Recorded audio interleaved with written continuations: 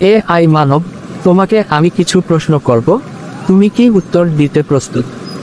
অবশ্যই আমি প্রস্তুত, তুমি তোমার প্রশ্নগুলো করতে পারো।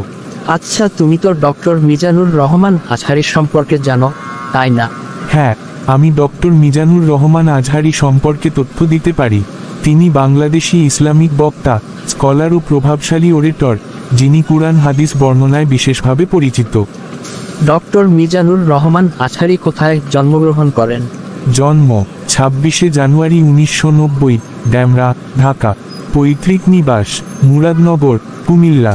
পরিবারের প্রেক্ষাপট: বাবা একজন মাদ্রাসা শিক্ষক, মা গৃহিণী। 29শে জানুয়ারি 2014 বিবাহিত বন্ধনে আবদ্ধ হন। তার 2 কন্যা সন্তান রয়েছে। ডক্টর মিজানুর রহমান আজহারির সম্পর্কে বিস্তারিত সম্পর্কে বলো। ব্যক্তিগত জীবন ও প্রাথমিক শিক্ষা: তিনি 26শে জানুয়ারি 1990, ঢাকা, ড্যামরা থানায় জন্মগ্রহণ করেন। তার পৈতৃক নিবাস কুমিল্লা জেলার মুরাদনগরের পরমতলা গ্রামে।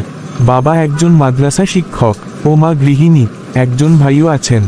দাখিল 2004 ও আলিম 2006, উভয় পরীক্ষায় জিপিএ 5। মাদ্রাসা শিক্ষা বোর্ডের শীর্ষে ছিলেন। উচ্চশিক্ষা ও গবেষণা: 2007 সালে ইসলামিক ফাউন্ডেশনের মাধ্যমে মিশর সরকারের বৃত্তি পরীক্ষায় প্রথম স্থান। এরপর আল আজহার ইউনিভার্সিটি, ইজিপ্টে তাফসির ও কুরআনিক বিজ্ঞান বিভাগে অনার্স 80% সিজিপিএ সহ শেষ করেন 2012 সালে। 2013 থেকে 2016 সালে মালয়েশিয়ার international Islamic university Malaysia, IIUM এ পোস্ট গ্রাজুয়েশন ও এমফিল সিজিপিএ 3.824 শেষ করেন গবেষণা বিষয়ে human embryology in the holy Quran. পরবর্তীতে একই বিশ্ববিদ্যালয়ে PhDর জন্য মনোনীত হন।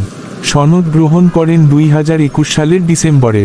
গবেষণা: human behavioural characteristics in the holy Quran and analytical study.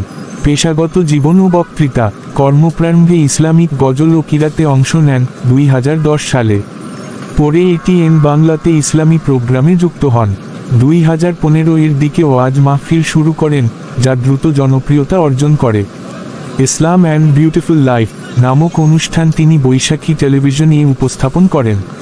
তরুণ সমাজে বিশেষভাবে জনপ্রিয় তার তাফসির মাহফিলে মানুষ ঢল নামে এবং অনেক ধর্মান্তরিত থেকেও তাই জানতে চাইছেন। প্রকাশিত বই: তিনি মোট 5টি বই প্রকাশ করেছেন। 1. মেসেজ, আধুনিক মননে দিনের ছোঁয়া, 2021 বইমেলায়। 2. আবন, আধুনিক মননে আলোর পরশ, 2022। 3. রিফ্লেকশনস ফ্রম সূরা ইউসুফ। 4. জেগে ওঠো অবর। 5. এক নজর কুরআন, 2025 সালের বইমেলায় প্রকাশিত। বিতর্ক ও সমালোচনা: 2020 সালের জানুয়ারিতে কিছু ওয়াজ মাহফিল বন্ধ করা হয় অরাষ্ট্রীয় বক্তব্য ও ধর্মীয় উস্কানির অভিযোগে। একই সময়ে একটি মন্তব্যের কারণে সাবেক ধর্ম প্রতিমন্ত্রী তাকে বাংলাদেশ জামায়াতের প্রচ্ছন্ন প্রচারক হিসেবে অভিহিত করেন। 2021 সালের অক্টোবরে যুক্তরাজ্যে আয়োজিত এক সম্মেলনে অংশগ্রহণ করতে গিয়ে ইউকে হোম অফিস তাকে প্রবেশে বাধা দেয়। তার বিরুদ্ধেই আদালত পরে ভিসা বাতিল রায় দেন। 2023 সালের 6 ডিসেম্বর তার টুইটার অ্যাকাউন্ট থেকে ফিলিস্তিন ইসরায়েল সম্পর্কিত বিতর্কিত টুইট পোস্ট হয়। তিনি পরে দাবি করেন যে ব্যক্তিগতভাবে তিনি টুইটার চালান না এবং তা মুছে দিতে অনুরোধ করেন। 2025 সালের 3রা জানুয়ারি যশোরে এক মাহফিলে বিতর্কিত মন্তব্য করেন, যা ব্যাপক আলোচনার জন্ম দেয়। দেশত্যাগ ও বর্তমান অবস্থা: ফেব্রুয়ারি 2020 এই গবেষণার উদ্দেশ্যে মালয়েশিয়ায় গিয়েছিলেন। ওই সময়ে ওয়াজ মাহফিল স্থগিত করেন। 2024 সালের 5 আগস্ট আওয়ামী লীগ সরকারের পতনের পর দেশে ফিরে আসেন এবং 2রা অক্টোবর দেশে প্রবেশ করেন। স্বীকৃতি ও অন্যান্য: 2007 সালে ইসলামিক ফাউন্ডেশনের বৃত্তি পরীক্ষা স্বর্ণপদকে প্রথম স্থান লাভ করে আল আজহারে ভর্তি হন। ইএমএ সিজিপিএ 3.82, 4 এর মধ্যে অর্জন এবং স্পিকিং সহ মোট 7.5 ব্যান্ড পেয়েছেন। সারসংক্ষেপ: বিভাগ বিবরণ: জন্ম ও বপন্য 26শে জানুয়ারি 1990, ড্যামরা, ঢাকা। মাদ্রাসা শিক্ষা: দাখিল 2004, আলিম 2006, উভয়ই জিপিএ 5। উচ্চশিক্ষা: আল আজহার 2012 অনার্স। IIUM এমফিল ও PhD।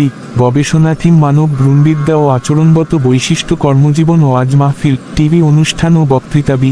মেসেজ, আহ্বান, জেগে ওঠো আবার। আরও বিতর্ক ও সমালোচনা: রাষ্ট্র বিরোধী বক্তব্য, ভিসা প্রত্যাখ্যান।